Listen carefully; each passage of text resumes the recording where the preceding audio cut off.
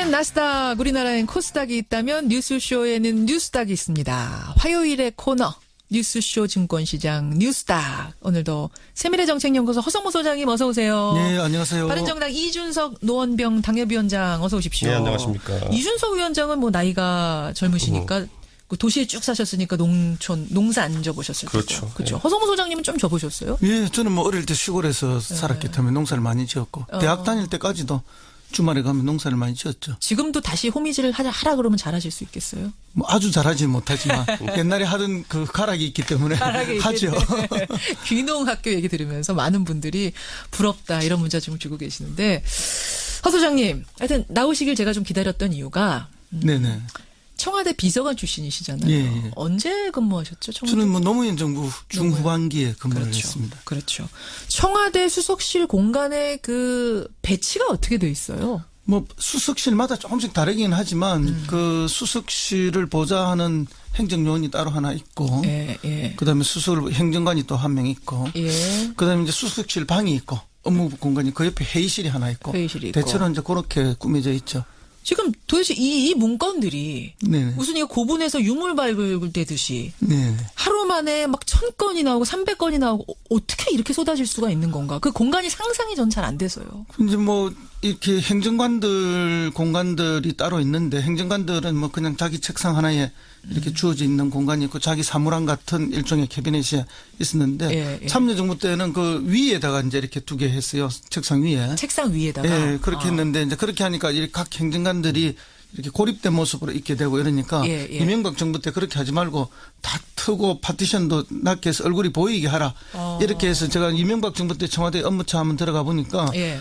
전부 이렇게 튀어놓고 이렇게 근무를 하더라고요. 예. 또 저희 때는 비서관은 독립된 방으로 이렇게 칸막이가 있었는데 예. 심지어 비서관도 칸막이 없이 이렇게 하고. 그럼 도대체 이 유물 같은 문건들은 도대체 어디서 나오는 거예요? 여태까지 모르다가 두 달 동안. 비서관들 제 때는 가니까 제가 쓸 수 있는 그 캐비넷이 3개가 있었어요. 서랍용 캐비넷이 있고 일반적으로 우리가 하는 철제 캐비넷이 하나 있고 그다음에 앞에 목재로 된 게 하나 자그마한 게 있었는데 실제 이제 그런 걸 다 뭐 제가 열어보고 그렇지 않습니까? 전임자들이 뒀다고 해서 제가 다 챙겨볼 수도 없는 거고 이제 전임자들이 목재 캐비넷에 들어있는 뭐 정리된 회의 자료란 있었는데 그건 제가 한 번도 제대로 본 적이 없어요. 나올 때도 뭐 건드려 본 적도 없고 업무 인수인계한 때도 뭐 열쇠 하나 딱 주고 받았는데 그렇게 해도 업무가 다 됩니다. 왜냐하면 기존에 있던 행정관들이 다 보고를 하게 되고 지금 앞으로 해야 할 뭐 현재 추진 업무. 그러니까 전 정권에서 있던 행정요원이 싹 바뀌는 게 아니니까. 아닙니다. 혼재해 있으니까. 그렇죠. 지금 정부에도 전 정부에서 있던 행정요원 행정관이 아직도 대다수입니다. 일부 이제 지금 그 빠진 자리에 새로운 행정관들이 들어갔고 부처에서 파견된 행정관들은 지금 교체 중에 있는 이해가 거고. 되네요. 이준석 위원장님. 그러니까 이게 우리가 전 사람이 집에서 빠지고 내가 이제 새 사람으로 이사를 싹 가는 거면 다 뒤집는 거지만 그렇죠. 전에 사람이 한 2명 남아있는데 2명이 들어가는 거면 이게 다 뒤집는 건 아니니까. 그리고 뭐 집 이사할 때는 이제 뭐 사실 우리가 모든 거 진짜 쌀 한 톨도 안 남기고 다 빼가는 게 문화지만은 또 사무실 이사할 때 우리 보면은 보통 뭐 그건 놔두고 온 게 아니라 가져올 걸 뭐 이런 물건들이 조금씩 있거든요. 맞아요. 그런 맥락에서 이해할 수 있을 것 같습니다. 싹 바뀌는 게 아니니까 사람이. 거기가 핵심적이네요. 그러니까 남아있는 게 있을 수 있는 거네요. 예, 그래서 맨 처음에 우리가 이제 민정수석이 임명됐을 때 뭐 인사검증이 제대로 안 된다고 했지만 근데 수석 하나만 들어간 거고 나머지는 원래 있던 사람 그대로 있거나 또 빈자리에는 빈자리가 그대로 남아있는 그런 상황이었죠. 그러네요. 지금 뭐 청취자 김현근님을 위해서 외에 많은 분들이 어떻게 그렇게 막 쏟아져 나올 수 있느냐라고 하셨는데 지금 좀 의문이 풀리셨을 것 같아요. 자, 아무쪼록 이 문건들이 국정농단 진실을 밝히는 어떤 단초가 되기를 일조하기를 바라면서 우리 오늘의 뉴스닥 상한가 하한가 들어가 보겠습니다. 먼저 오늘은 좀 밝고 긍정적으로 상한가부터 가볼까요? 이준석 위원장 상한가 누구 골라오셨어요? 저는 김상조 위원장 골랐습니다. 김상조 공정거래위원장. 허성무 소장님? 예, 저는 그 우원식 더불어민주당 원내대표를 골랐습니다. 우원식 원내대표. 먼저 이준석 위원장님. 김상조 공정거래위원장 골라오셨어요? 이게 사실 관심 받는 자리가 그렇게 아니거든요. 공정거래위원장이. 그렇죠. 가끔가다 재벌 이슈 터지면은 거기에 대해서 입장 물어보고 기자들이 그러는 자리인데 이번 정부 들어서 김상조 공정거래위원장 같은 경우에는 사실상 경제민주화적인 요소의 정책들을 주도하는 모양새가 지금 되고 있어요. 맞아요. 오히려 이게 뭐 경제부총리 이런 레벨에서 나오는 것이 아니라 오히려 공정거래위원장이 여러 가지 이슈를 선도하는 느낌인데 이러다 보니까 뭐 사실 이런 하나의 그 국민적인 인기라는 것이 서서히 높아져가는 것이 약간 보이고 그렇더라고요. 그러다 보니까 또 정치권은 또 이러면 또 이제 놓치지 않죠. 내년에 지방선거가 있다 보니까 혹시 지방선거용이 아니냐 또 이렇게 말하는 호사가 그런 되고. 얘기가 나와요? 그러니까 이게 왜 그러냐면요. 그러니까 아주 논리는 간단해요. 그런 말 하시는 분의 논리는. 예. 김상조 위원장이 초등학교까지인가 중학교까지인가를 구미에서 나왔어요. 구미에서. 네. 근데 지금 뭐 현 정권에서 이 경상북도에서 물론 정치 오래 하시고 열심히 하신 분들은 있겠지만은 이 정도로 인기가 높아져 본 경상북도 출신의 인물이 있었냐 이번 정권에서 뭐 그런 지점에서 그러면 차출해야 되는 거 아니냐? 뭐 따지고 보면 대구만 하더라도 뭐 예를 들어 김부겸 의원이라든지 아니면 뭐 홍일학 의원이라든지 현역 의원을 배출하고 그랬기 때문에 뭐 그분들이 항상 대표 정치인으로 언급됐지만은 김상조 위원장은 지금까지 교수만 하다가 이번에 그렇죠. 공정거래위원장 된 지 2달 채 안 됐는데 한 달 이제 살짝 넘었는데 이 상황에서 상당히 인지도가 높아지고 있고 인기가 좋아지고 있다는 것이 지금 관건입니다. 근데 그 점은 제가 전혀 동의할 수가 없는데요. 그런 논리가 나오는 것 자체는 이제 김상조 위원장을 빨리 정부에서 쫓아내고 싶은 사람들의 음모가 들어있다 저는 그렇게 보고. 음모론입니까?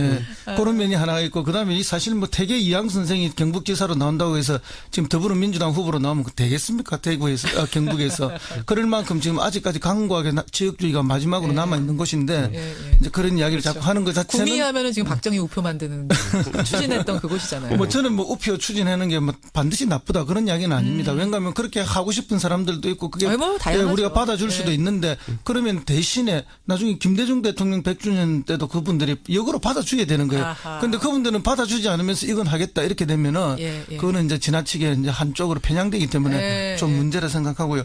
어쨌든 이제 김상조 위원장을 상한가로 하신 거는 뭐 전적으로 동의하는데 이제 그렇기 때문에 뭐 경북지사로 나가야 된다 이런 논리가 시중에 나오는 거는 이분을 빨리 쫓아내고 싶은 사람들이 음모론의 한 표. 저는 그리 봅니다. 이준석 위원장도 그렇게 생각하세요? 저는 근데 이제 긍정적으로 보자면요. 아마 그 실제 대구 경북 지역에서 오랫동안 민주당 지지하셨고 지금까지 한 30년 동안 이겨본 선거가 없는 거잖아요. 그렇죠. 그쪽 지역의 당원들이나 이런 분들 입장에서는 꼭 김상조 위원장을 특정하지 않더라도 이번엔 지방선거 해볼 만하다 하고 이런 어떤 거물급 인사의 출마를 바라는 여론도 분명히 있을 겁니다. 그리고 지금 민주당의 어쨌든 지지도가 전례 없이 지금 이제 대구 경북 지역에 높기 때문에 아마 이번이 기회다 이렇게 보는 분들이 있을 거기 때문에 뭐 물론 아까 허성모 선생님 말씀하신 대로 이렇게 되면 이제 정부에서 빠져야 되는 거기 때문에 그걸 또 싫어하는 분들이 꽤 있겠지만은 그래도 이 말은 계속 불지피기 성격으로 나올 것 같습니다. 근데 그렇게 빼면 안 되는 거잖아요. 이거는 뭐 전혀 아니고요. 지금 뭐 그 이분 아니라도 경북지사 나갈 분은 얼마든지 찾아서 내보낼 수 있는 건데. 근데 지금은 이렇지만 나중에 이제 급해지면 지방선거 앞두고는요 총력전 하자는 얘기 나오고 예전에도 박근혜 정부 때도 그래서 보면 2014년 지방선거에 지금 보면 당선된 광역단체장 중에 상당수를 국회의원을 차출해서 냈거든요. 맞아요. 그 뭐냐면 남경필, 원희룡 뭐 다 이렇게 차출했거든요. 김기현 그렇게 해야지 이제 이길 수 있다는 절박함이 생기면은 실제로 그렇게 합니다 또. 자, 요건 두고 보겠습니다. 내년 선거 어떻게 되는지 한번 두고 보고 여하튼 공정거래위원장 김상조 위원장 상당히 인기 많다는 거 상한가라는 것만은 두 분 다 동의하시는 거죠. 그렇죠. 허성모 소장님 상한가. 아까 누구 주신다 그러셨죠? 우원식 원내대표. 우원식 민주당 원내대표. 진짜 상한가 줄만 해요. 그렇습니다. 지금 5당 체제 다시 말해서 뭐 여소 야대 아닙니까? 집권당인 더불어민주당이 아주 이제 적은 뭐 1당이긴 하지만 적은 당이 되어버렸는데 혼자서 할 수 있는 일이 아무것도 없습니다. 맞아요. 그래서 다른 야당의 끊임없는 도움 협조를 요청해야만 되는데 그 일이 결코 쉬운 일이 아니죠. 심지어 그냥도 쉽지 않았었는데 국민의당 사태 벌어지면서는 꽉 막혔었잖아요. 그렇죠. 진짜. 바로 그런 겁니다. 그래서 이제 본인도 중간에 눈물까지 한 번씩 흘리면서 뭐 일을 했는데 이분이 사실은 이제 뭐 그 이전에 뭐 야당으로 있을 때 을지로위원회 위원장을 했어요. 그래서 세상의 모든 을들의 눈물을 닦아주겠다. 이래서 뭐 그렇네요. 갑과의 전면전에 맨 앞에 서서 많이 싸웠죠. 그 엄청난 그 고통과 뭐 이런 게 따르는 일이지만 그걸 잘 추진해냈는데 여당 원내대표로서 잘할까 이런 걱정을 했는데 아주 잘했다 저는 생각합니다. 청와대에도 할 말은 다 하고 또 전략상으로 요구할 건 명백하게 요구하면서 청와대에 가서 하루만 더 기회 주십시오. 지금 저 임명하면 안 됩니다. 기다려주세요. 스탑 해놓고. 그렇죠. 그리고 이제 뭐 또 설득하고 또 그 어떤 대안을 만들어서 다시 청와대를 설득하고 이렇게 해서 조정해내는 역할을 했기 때문에 여당 원내대표로서의 뭐 충분한 자질을 보여준 것이 아닌가. 그러다 보니까 이제 과거 야당 때는 문제 제기자의 역할을 많이 했는데 여당이 됨으로써 문제 해결자의 능력을 제대로 보여주고 있는 사람이다. 그래서 저는 상한가를 드리고 그런 면에서는 우리 추미애 대표님하고 약간 대비되는 그런 면도 있었다. 자, 이야기가 자연스럽게 하한가로 넘어갑니다. 제가 아까 하한가 두 분 써오신 거를 좀 보니까 하한가 이름에 추미애 대표 골라오신 분이 누구세요? 저죠. 이준석 위원장. 그러니까 지금 추미애 대표를 하한가까지 줄 정도라고 생각하세요? 지금요, 그러니까 추미애 대표를 거꾸로 상한가라 생각하시는 청취자분들도 많을 거예요. 네, 그런데 예. 그거는 그렇게 말씀하실 분들은 거의 다 이제 더불어민주당의 강성 지지자들이 위주로 당원들 이제 중에. 그렇게 예. 되어 있는 걸 텐데 이게 뭐냐면요, 당 대표가 그러니까 대통령이 뭔가 추진하는 데 있어가지고 당 대표가 특별히 뭐 이런 대통령 협조해달라고 한 사안이 아닌 거에 대해 가지고 너무 치고 나가면은 그건 청와대와의 관계가 오히려 틀어지는 계기가 됩니다. 지금 국민의당에 대해서 강성 발언했던 거 그 부분 지적하시는 거예요. 그렇죠. 뭐 이제 당원들 입장에서야 우리가 하고 싶은 말 대신해줬다라고 생각할 수도 시원하다. 있겠지만은 네. 이게 선을 넘기면은 뭐 이게 사실 시원하다는 게 우리 목욕탕에 들어가가지고 뜨거운 데 들어가가지고 시원하다 이러는 게 사실 피부 감각으로 따지면 통각이거든요. 아픈 감각이거든요, 이게. 예. 굉장히 아픈 통각으로 시원하다고 그냥 치환해서 이제 하는 건데 예. 다른 사람들은 굉장히 이걸 지금 아프게 생각하는 분들이 있습니다. 그렇기 때문에 이게 과연 여당의 이제 확장성에 있어가지고 장애 요소가 될 가능성이 농후하기 때문에 그런 의미에서. 이건 좀 위험합니다, 이게. 그런 의미에서. 그리고 지난번에 그 얘기 하셨어요, 두 분이. 그러니까 추미애 대표의 이 발언을 청와대와 어떤 교감이 있었던 것이냐, 머리 자르기 발언, 이런 게 있었을 것이냐 아니냐, 두 분 다 교감 없었을 거다. 네, 그렇게 말했죠. 두 분이 다 말씀하셨는데. 저는 뭐 지금도 그 이야기가 맞다고 생각하고요. 어쨌든 이제 추미애 대표는 뭐 지난번에도 제가 말씀드린 것 같은데 이번에 스탠스를 분명하게 자기가 잡았다. 예. 그 뭔가 하면은 판사 출신으로서 또 강직한 자기 성품상으로 봤을 때 아무리 뭐 협치고 정치고 뭐 여소야대상에서 협조가 중요하지만 예. 또 아닌 건 아니다. 정거 조작은 정거 조작이다. 이것은 민주주의 근본을 흐트리는 것이기 때문에 이 부분에 대해서는 상황상 별로 사람들이 말을 안 하는데 나라도 정확하게 짚고 가겠다 하는 그런 의도가 있다는 그런 선한 의도 부분을 저는 한 번은 평가해 줘야 된다. 그렇게 정치인으로서 확실하게 목소리를 내는 부분은 칭찬할 만하다. 그렇습니다. 예, 이번에 그건 또 이제 점수를 딴 거예요. 반면에 우리 이준석 위원장이 말씀하신 것처럼 어떤 청와대와의 교감 없이 나간 부분에 대해서는 조금 청와대도 꺼릴까요? 어떻게 이게 보세요? 완전 성향이 다른 사람들이긴 하지만은 지금 청와대와의 소통 관계를 보면요. 과거에 이제 이정현 대표가 했던 소통 방식이랑 약간 비슷해요. 그게 뭐냐면 우리가 기억하는 대외적으로 기억하는 이정현 대표라는 사람은 굉장히 청와대의 지령을 받아가지고 이런 걸 잘 수행하는 이미지였잖아요. 그렇죠. 근데 실상 내막을 들여다보면요. 그 소위 말하는 친박 아니냐 진박 구인회라고 했던 사람들 그런 사람들의 의사결정 구조 안에 참여를 못했던 측면도 있어요. 그러니까 이거는 약간 좀 개인적인 이야기긴 하지만은 이정현 의원의 어떤 그 출신이라는 것이 사실상의 비서 또는 당직자 출신이었기 때문에 무시를 했던 사람도 있었어요. 그렇기 때문에 이정현 대표는 그 결정 구조에서 항상 빠져 있을 수밖에 없었고 그렇군요. 대중이 인식하기엔 굉장히 대통령이 뜻을 잘 대변하는 것처럼 보이지만은 실제로 의사결정 구조에 참여하지 못하는 그 상황이다 보니까 이정현 대표는 그냥 열심히 할 수밖에 없는 모든 일 열심히 할 수밖에 없는 상황이 됐던 것이고 그게 물론 잘못된 방향일 수 있겠지만은 그게 이정현 대표의 포지션이었거든요. 지금 추미애 대표도 물론 당대표에 선출되고 대중이 인식하기에는 청와대와 깊은 교감하고 있는 것처럼 보이지만은 실제로 청와대에서 어떤 지시사항들이 내려가거나 아니면 협조를 요청하는 그런 사항들이 내려가는 상황은 아니라고 지금 정치권을 보고 있기 때문에 이 상황이 지속되면 추미애 대표는 입장에서는 열심히 할 수밖에 없죠. 뭐든지 지지자들이 원하는 방향으로. 하지만 청와대와는 교감이 안 된 상황이기 때문에 어떤 실패가 있었을 때 그에 대한 책임을 이제 또 져야 되는 그런 상황이 오기 때문에 이번 대리사과 같은 상황이 벌어질 수 있다. 저는 이번 상황에서 봤을 때는 사실상 청와대에서 우원식 원내대표와 같이 이제 정치를 하겠다는 의지를 밝힌 것으로 지금 보이는 것이기 그렇게. 때문에 저는 앞으로 이 역할에 대해서 추미애 대표도 약간은 위축될 수밖에 없지 않을까라는 생각하게 됩니다. 추미애 대표의 그러니까 자기 정치, 자기 색깔을 분명히 드러내는 어떤 소득도 있지만 또 위축되는 것도 생길 것이다. 그렇죠. 정치는 모든 정치뿐만 아니라 모든 일에는 양면이 빛이 있으면 그림자가 있습니다. 그런데 이제 어느 부분을 내가 이 시기에 취해서 갈 것인가 그런 판단이었다고 보고요. 그렇기 때문에 이제 추미애 대표의 이런 한가를 줄 만한 그런 요인도 있지만 또 동시에 자기의 정치 색깔을 지켜냈던 그런 부분도 있기 때문에 당장은 이제 국회와의 협치가 중요하고 정부 조직법이라든지 추경이라든지 이런 것 때문에 눈살을 조금 찌푸릴 수 있는 모습이 있지만 그러나 시간이 지나면 추미애 대표는 또 자기 색깔을 얻어가는 그런 효과도 있기 때문에 너무 극단적인 평가할 필요는 없다고 추미애 저는 대표를 봅니다. 바라보는 두 분의 시선은 약간 엇갈리네요, 보니까. 근데 이제 여기서 보면은 아니 우리 이준석 위원의 말이 맞긴 맞아요. 다만 그걸 부인하는 것이 아니라 이런 측면도 있다는 거예요. 그리고 이걸 내부적으로 살펴보면 어떤 의미가 있냐면 추미애 대표가 지금 서울시장 후보로 유력하게 거론된다라고 이제 많은 사람들이 얘기했잖아요. 그렇죠. 그런데 애초에 그게 아니었던 거죠. 이게 보면은. 그건 무슨 말씀이에요? 그러니까 추미애 대표 입장에서는 본인이 어쨌든 인지도도 닦고 이렇게 해주기 때문에 했던 건데 이런 일련의 상황들이 겹치면서 결국 추미애 대표는 출마를 부인하고 있거든요. 지금 주변에. 그렇죠. 그렇게 되고 지금 오히려 돌고 있는 이야기가 뭐냐면은 원래 우원식 원내대표도 서울시장에 뜻이 있다는 얘기 많이 돌았어요. 그래요? 그러니까 이름이 돌았던 분이 우원식 원내대표, 추미애 대표, 이인영 의원, 박원순 시장 뭐 여럿 있었거든요. 이재명 시장까지. 근데 그 중에서 우리가 참 재밌는 현상 볼 수 있는 게 뭐냐면은 대중적인 제가 옆 동네에서 정치해서 그런지 모르겠지만 대중적인 인지도는 우원식 의원님이 좀 낮아요. 다른 분들에 비해서. 그런데 지금까지 당내에 있던 웬만한 경선에서는 항상 우원식 의원이 이겼습니다. 그렇게 됐나요? 그러니까 그게 이제 민평령계의 아주 좋은 지지를 받고 있기도 하지만은 우리가 봤을 때 지난번에 우상호 원내대표 됐을 때도 보면은 1차 투표에서는 우원식 의원이 이겼어요. 그러네요. 그러니까 당내 수많은 인사들이 을지로위원회 활동이라든지 이런 걸 통해 가지고 신망을 얻고 있는 부분이 있기 때문에 실제로 지금 서울시장 후보를 앞두고 추미애 대표가 너무 빨리 부상했었기 때문에 너무 빨리 치고 나간 거 아니냐? 그러니까 우리가 생각한 것과 다른 어떤 당내 정치가 이루어지고 있습니다. 알겠습니다. 우원식 원내대표 곧 출연하실 거거든요. 제가 요 질문 할게요. 저한테 이제 뭐라 하실 겁니다. 이제 동네 가가지고 있으십니까? 야, 너 왜 그거 먼저 그렇게 가서 얘기하냐 이렇게 저한테 얘기하셔서 서울시장에 뜻있는 사람을 두 손으로 다 헤아릴 수가 없어요. 그렇답니다. 하여튼 제 질문하도록 하고 시간 별로 없는데 하한가 허성무 소장님은 하한가 누구 주시겠어요?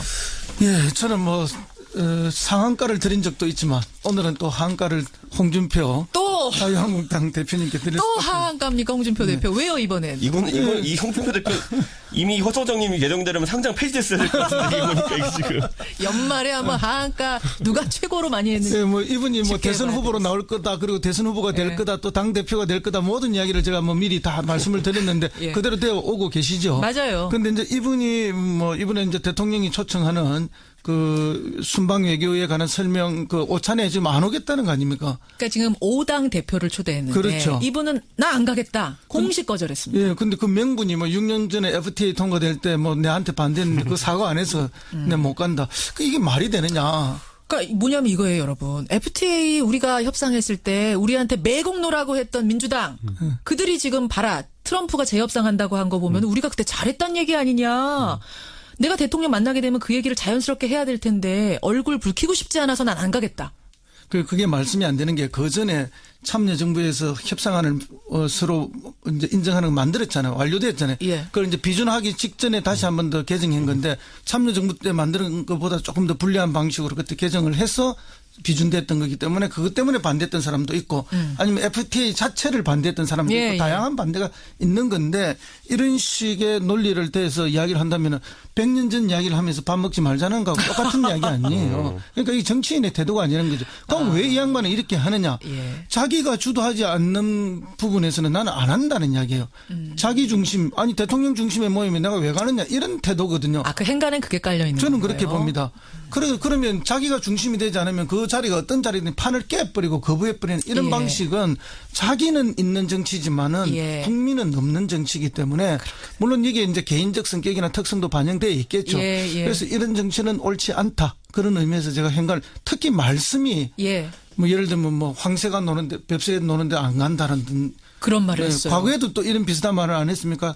뭐 개가 짖어도 기차는 달린다. 그럼 본인은 기차고 개는 국민이라는 이야기 아닙니까? 그러니까 이런 태도는 결국은 정치인이 국민을 위해서 하는 정치인데 국민은 없고 자기만 있는 정치가 아닌가 해서 제가 오늘 한번 또 지적하지 않을 수 없습니다. 또 한 번 지적. 이준석 위원장 짧게 30초 코멘트 마지막으로 듣겠습니다. 홍준표 대표는요. 자기 정치를 이제 하고 있는 것 같은데 이게 지금까지 굉장히 효과적이긴 합니다. 어쨌든 이 영수회담을 앞두고 본인만 부각되고 있잖아요. 지금 그러니까요. 지금 영수회담 앞두고 홍준표 대표 이름만 제목으로 계속 나와요. 그런데 그 사이에 지금 당은 지금 어디로 갈지 모르고 있습니다. 제가 이거 한 가지만 말았는데요. 혁신위원장 저도 해봤거든요. 그 MBC고 말하면 제가 해봐서 아는데 이게 제가 해봐서 아는데 혁신위원장 고르잖아요.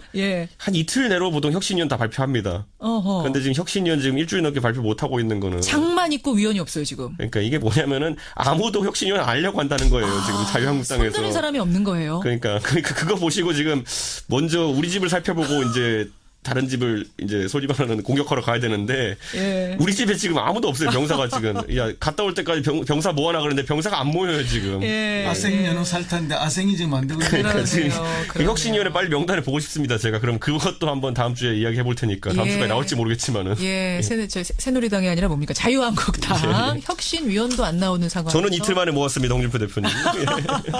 홍준표 대표 하한가로 예, 뉴스닥 보드에 홍준표 대표 추미애 대표 다 올라갔네요 오늘 그러고 보니까 상한가 보드에는 우원식 원내대표와 김상종 공정거래위원장 올리면서 두 분과도 인사 나누겠습니다. 고생하셨습니다. 예, 감사합니다. 예, 감사합니다. 화성부장 이준석 위원장이었습니다.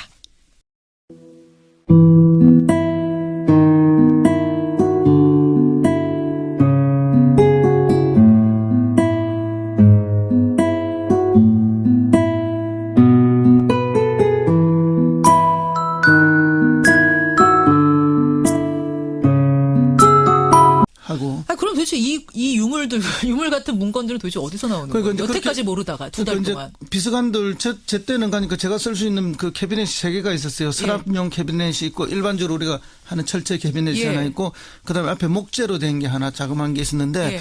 실제 이제 그런 걸 다 뭐 제가 열어보고 그렇지 않습니까? 전임자들이 뒀다고 해서 제가 다 챙겨볼 수도 없는 거고 이제 전임자들이 목재 캐비넷에 들어있는 뭐 정리된 회의 자료란 있었는데 그건 제가 한 번도 제대로 본 적이 없어요. 나올 때도 뭐 건드려 본 적도 없고 업무 인수인계한 때도 뭐 열쇠 하나 딱 주고 받았는데 그렇게 해도 업무가 다 됩니다. 왜냐하면 기존에 있던 행정관들이 다 보고를 하게 되고 예. 지금 앞으로 해야 할 업무 현재 추진 하기는 업무 기존 그러니까 전 정권에서 있던 행정요원이 싹 바뀌는 게 아니니까 아닙니다. 혼재해 있으니까. 그렇죠. 지금 정부에도 전 정부에서 있던 행정요원 행정관이 아직도 대다수입니다.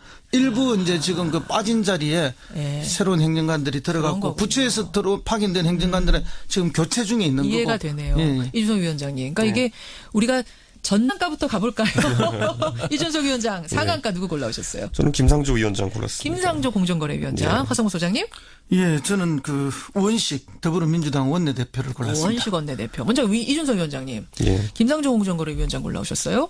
이게 사실 관심 받는 자리가 그렇게 아니거든요. 공정거래위원장이. 그렇죠. 가끔가다 재벌 이슈 터지면은 거기에 대해서 입장 물어보고 기자들이 그러는 자리인데 이번 정부 들어서 김상조 공정거래위원장 같은 경우에는 사실상 경제 민주화적인 요소의 정책들을 주도하는 모양새가 지금 되고 있어요. 맞아요. 오히려 예. 이게 뭐 경제부총리 이런 레벨에서 나오는 것이 아니라 오히려 공정거래위원장이 여러 가지 이슈를 선도하는 느낌인데 이러다 보니까 뭐 사실 이런 하나의 그 국민적인 인기라는 것이 서서히 높아져가는 것이 약간 보이고 그렇더라고요. 그러다 보니까 또 정치권은 또 이러면 또 이제 놓치지 않죠. 내년에 지방선거가 있다 보니까 혹시 지방선거용이 아니냐 또 이렇게 말하는 호사가 그런 되고. 얘기가 나와요? 그러니까 이게 왜 그러냐면요. 그러니까 아주 논리는 간단해요. 그런 말 하시는 분의 논리는. 예. 김상조 위원장이 초등학교까지인가 중학교까지인가를 구미에서 나왔어요. 구미에서. 네. 근데 지금 뭐 한 사람이 집에서 빠지고 내가 이제 세 사람으로 이사를 싹 가는 거면 네. 다 뒤집는 거지만 그렇죠. 전에 사람이 한 2명 남아있는데 2명이 들어가는 거면 이게 다 뒤집는 건 아니니까.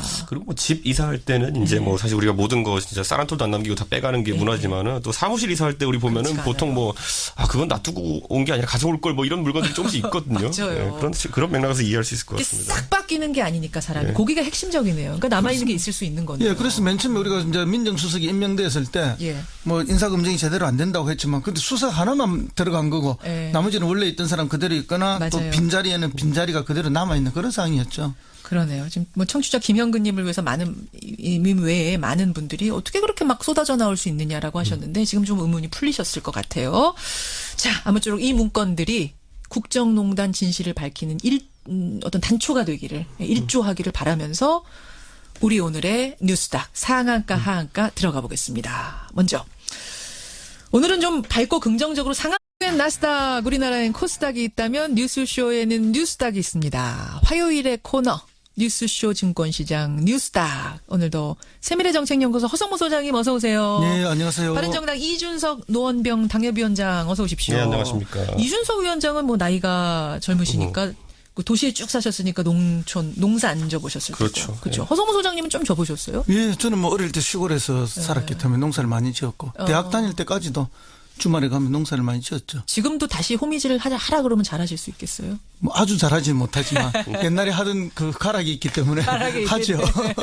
귀농학교 얘기 들으면서 많은 분들이 부럽다 이런 문자 좀 주고 계시는데 허 소장님 하여튼 나오시길 제가 좀 기다렸던 이유가 네네.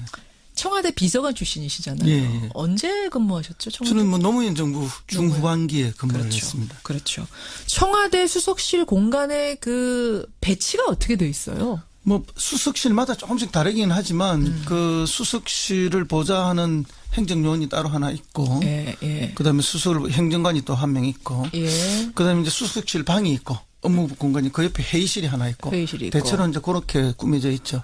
지금 도대체 이 문건들이 네네. 무슨 이거 고분에서 유물 발굴되듯이 네. 하루 만에 막 1000건이 나오고 300건이 나오고 어떻게 이렇게 쏟아질 수가 있는 건가? 그 공간이 상상이 전 잘 안 돼서요. 이제 뭐 이렇게 행정관들 공간들이 따로 있는데 행정관들은 뭐 그냥 자기 책상 하나에 이렇게 주어져 있는 공간이 있고 자기 사무랑 같은 일종의 캐비넷이 있었는데 예, 예. 참여정부 때는 그 위에다가 이제 이렇게 두게 했어요. 책상 위에. 책상 위에다가. 예, 그렇게 했는데 이제 그렇게 하니까 이렇게 각 행정관들이 이렇게 고립된 모습으로 있게 되고 이러니까 예, 예. 이명박 정부 때 그렇게 하지 말고 다 트고 파티션도 낮게 해서 얼굴이 보이게 하라. 이렇게 해서 제가 이명박 정부 때 청와대 업무차 한번 들어가 보니까 예. 전부 이렇게 튀어놓고 이렇게 근무를 하더라고요. 예. 또 저희 때는 비서관은 독립된 방으로 이렇게 칸막이가 있었는데 예, 예. 심지어 비서관도 칸막이 없이 이렇게